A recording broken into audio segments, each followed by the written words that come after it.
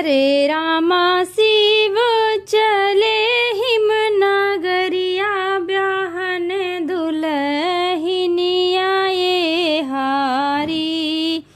हरे रामा शिव चले हिमनगरिया ब्याहन दुल्हनिया ये हारी। हरे रामा शिव चले हिमनगरिया ब्याहन दुल्हनिया ये हारी। हरे रामा माथे पे चंदा सजाए और जटा से गंगा बहाए। हरे रामा माथे पे चंदा सजाए और जटा से गंगा बहाए।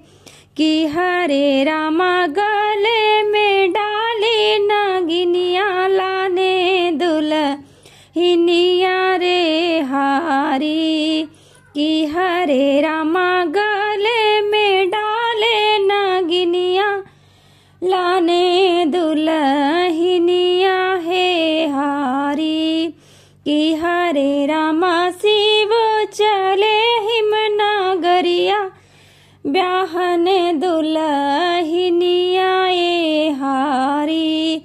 कि हरे रामा शिव चले हिमनगरिया ब्याहन दुल्हनिया ये हारी। हरे रामा मस्तक पे चंदा सजाए और तन पे विभूति लगाए।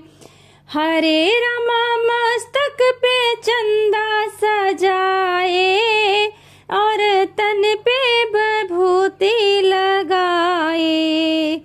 कि हरे रामा नंदी की करके सावरिया लाने दुल्हनिया है हारी।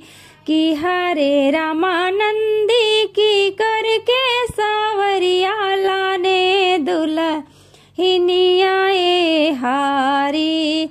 कि हरे रामा शिवजी चले हिमनगरिया लाने दुल्हनिया ये हारी।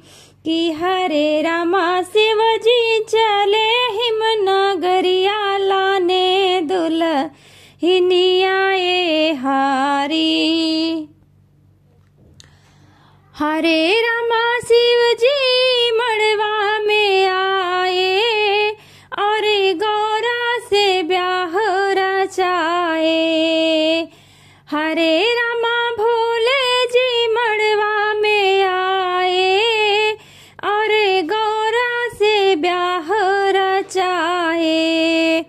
कि हरे रामा पूजा लिखी गाए भजनिया ब्याहन चले दुल्हनिया रे हारी। कि हरे रामा पूजा लिखी गाए कजरिया ब्याहन दुल्हनिया है हारी। कि हरे रामा पूजा लिखी गाए कजरिया ब्याहन दुल्हनिया ये हारी। कि हरे रामा शिवजी चले हिमनगरिया ब्याहन दुल्हनिया ये हारी। कि हरे रामा शिवजी चले हिमनगरिया ब्याहन दुल्हनिया ये हारी।